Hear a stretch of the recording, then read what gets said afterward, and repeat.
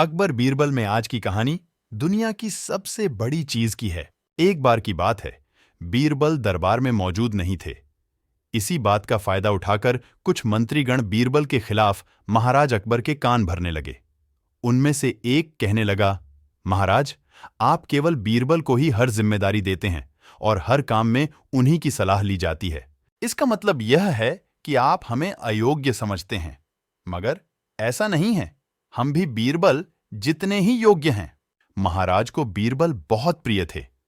वह उनके खिलाफ कुछ नहीं सुनना चाहते थे, लेकिन उन्होंने मंत्रीगणों को निराश न करने के लिए एक समाधान निकाला। उन्होंने उनसे कहा, मैं तुम सभी से एक प्रश्न का जवाब चाहता हूं, मगर ध्यान रहे कि अगर तुम लोग इसका जवाब न दे पाए तो तुम सबको फांसी की सजा सुनाई जाएगी। मंत्रीगणों ने झिझक कर महाराज से कहा, ठीक है महाराज, हमें आपकी ये शर्त मंजूर है, लेकिन पहले आप प्रश्न तो पूछिए। महाराज ने कहा, दुनिया की सबसे बड़ी चीज क्या है? यह सवाल सुनकर सभी मंत्रीगण एक दूसरे का मुंह ताकने लगे। महाराज ने उनकी ये स्थिति देखकर कहा, याद रहे कि इस प्रश्न का उत्तर सटीक होना चाहिए। मुझे कोई भी अटपटा सा जवाब नहीं चाहिए।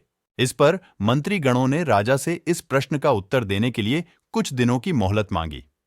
राजा भी इस बात के लिए तैयार हो गए। महल से बाहर निकलकर सभी मंत्रीगण इस प्रश्न का उत्तर ढूंढने लगे।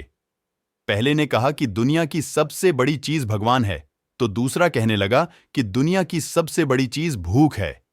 तीसरे ने दोनों के जवाब को नकार दिया और कहा कि भगवान कोई चीज नहीं है और भूख को भी बर्दाश्त किया जा सकता है। इसीलिए राजा के प्रश्न का उत्तर इन दोनों में से कोई नहीं है। धीरे धीरे समय बीतता गया और मोहलत में लिए गए सभी दिन भी गुजर गए। फिर भी राजा द्वारा पूछे गए प्रश्न का जवाब न मिलने पर सभी मंत्रीगणों को अपनी जान की फिक्र सताने लगी। कोई अन्य उपाय न मिलने पर वो सभी बीरबल के पास पहुंचे और उन्हें अपनी पूरी कहानी सुनाई। बीरबल पहले से ही इस बात से परिचित थे।